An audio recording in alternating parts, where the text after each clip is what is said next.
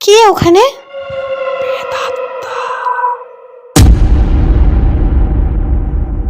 যাদের ভৌতিক গল্প পড়তে ভালো লাগে তারা আসতে পারেন প্রেতাত্মা লাইব্রেরিতে।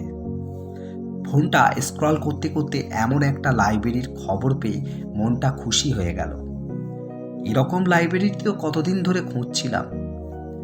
লাইব্রেরির নামটা যেমন ভয়ানক, আশা করি গল্পের বইগুলো তেমন ভয়ানক হবে। তাই সাথে সাথে গুগলে সার্চ করে জায়গাটা পেলাম।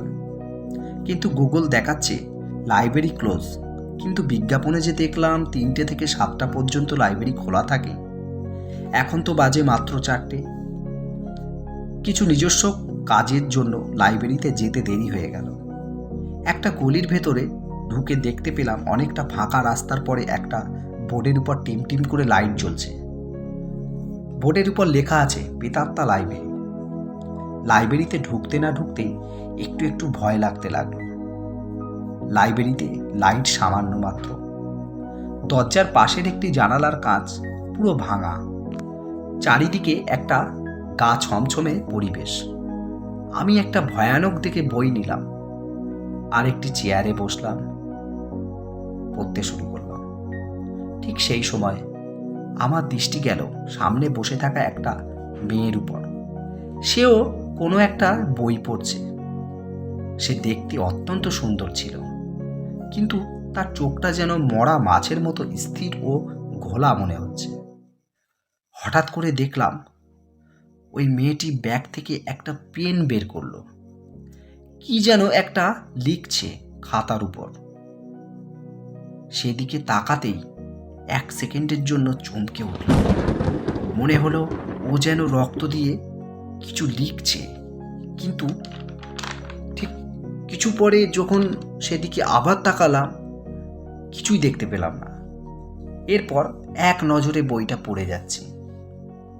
অনেকক্ষণ বই পড়ার পর হাত ঘড়িতে দেখলাম কটা বাজে। টাইম দেখে আমি একেবারে চমকে উঠলাম। আরে, রাত 12:30 বেজে গেছে, কিন্তু আমি তো একটু আগে আসলাম। 7টায় লাইব্রেরি বন্ধ করে দেওয়ার কথা ছিল, আর 7টা বেজে আবার 12টাও বেজে গেল। এ কী রে বাবা! দেখলাম সামনের মেয়েটাও আগে যেমন ছিল তেমনভাবেই বই পড়ছে। দৌড়ে দরজার দিকে গেলাম। না, দরজাটা তো বন্ধ। কি যে করি! কটা বাজে বলুন তো? এখন রাত 12:30 বেজে গেছে। লাইব্রেরির লোকটাকেও বলি হারি, কোনো আক্কেল জ্ঞান আছে কিনা কি জানি। দুটো জলজ্যান্ত মানুষকে ঘরে বন্ধ রেখে চলে গেছে। কই জল জ্যান্ত? কি বললেন আপনি? না, কিছু না। ঈদের চোটে পেটের ইঁদুরগুলো মরতে শুরু করেছে। রাতটা কাটবে কিভাবে কি জানি। ফোনটা বের করতেই দেখলাম চার্জ শেষ, অফ হয়ে আছে। এখানে যে কাউকে ডাকবো তার কোনো উপায় নেই। আপনার নিশ্চয়ই খিদে পেয়েছে।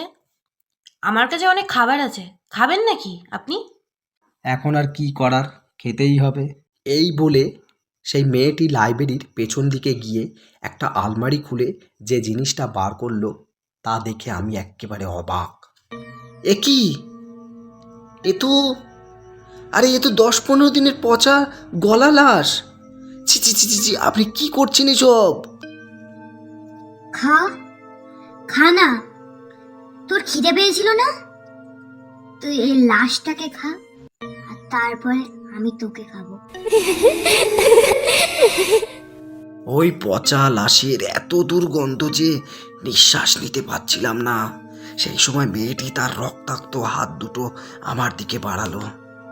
তখনই আমার মনে পড়লো সেই ভাঙা জানালার কথা। ভাঙা জানালা দিয়ে এক লাফে সোজা লাইব্রেরির বাইরে পড়লাম। কোনো দিকে না তাকিয়ে প্রাণপণ দৌড়াতে লাগলাম।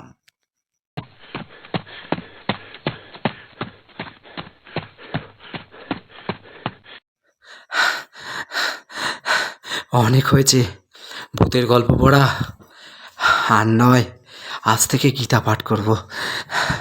একটা অবাক বিষয়, যখন আমি লাইব্রেরির ভেতরে আমার হাত ঘড়ি দেখেছিলাম তখন রাত 12:30 বেজেছিল, আর এখন বাইরে এসে দেখছি আমার সেই একই হাত ঘড়িতে 7টা 5। এটা কি করে সম্ভব?